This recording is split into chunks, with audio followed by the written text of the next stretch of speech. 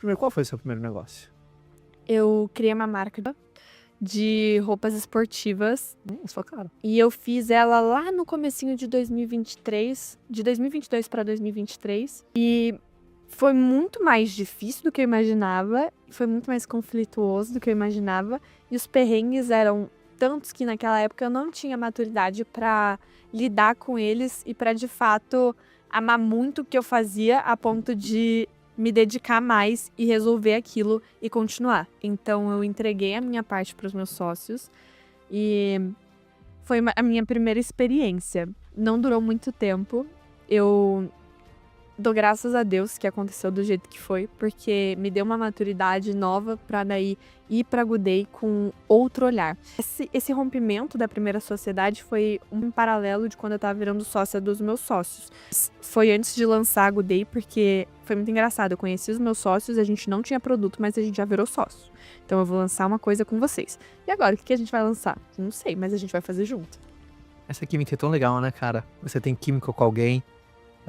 E aí, porque é aquela, assim, o como a gente dá um jeito, mas o com quem tem que ter essa certeza, né? Quando você fala assim, com quem?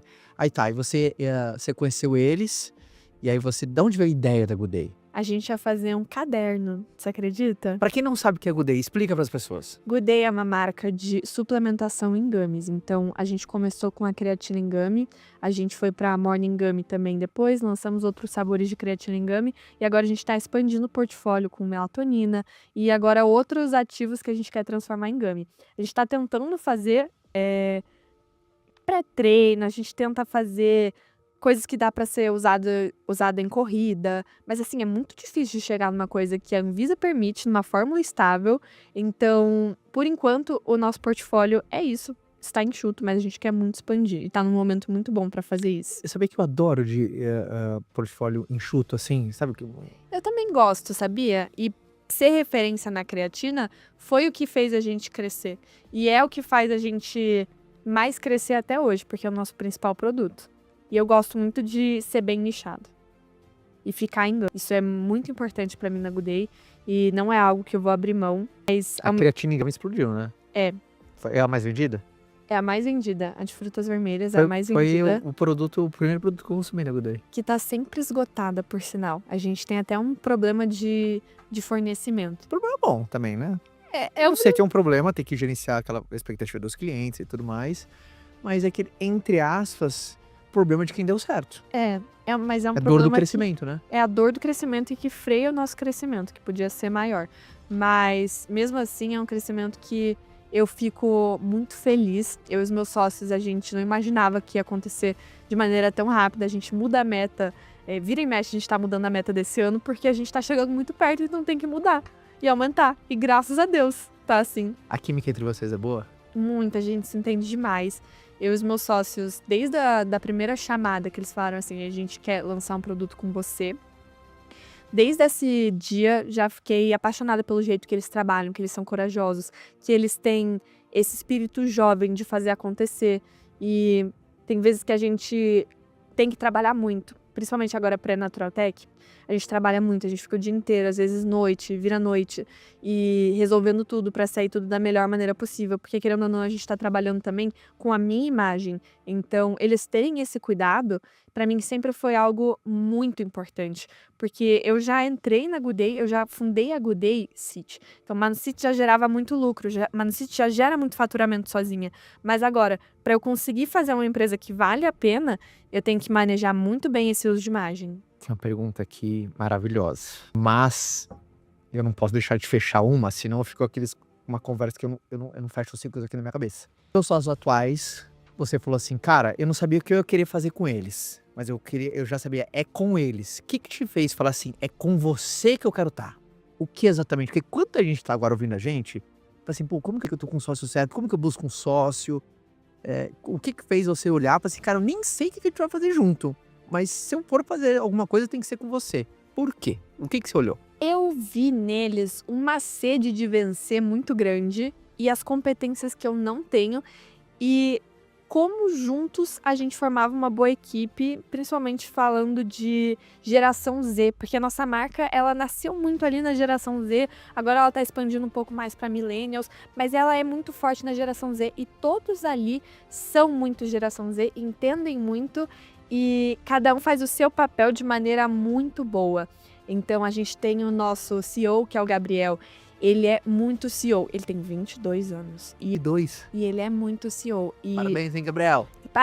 parece macaco velho, porque ele entende muito do que ele tá fazendo. Ele é uma pessoa muito expressiva. Agora, a gente tem os outros sócios. Eu sou claramente pessoa de marketing, imagem, faço parte das outras decisões. Fico sabendo, mas não é o meu forte. Então, cada um ali tem o seu forte e a gente, juntos, vira uma potência muito grande. Porque a gente sabe dividir esse trabalho, a gente sabe fazer trabalho em equipe, a gente tem um cuidado muito grande e a sede de vencer muito grande ao mesmo tempo.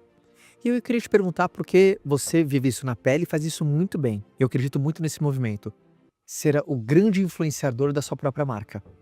Eu acredito que todo CEO, todo dono, todo sócio, não tem ninguém que representa melhor a marca dele do que ele. Ele vive ali todos os dias, ele dá o sangue, ele ama, ele é apaixonado.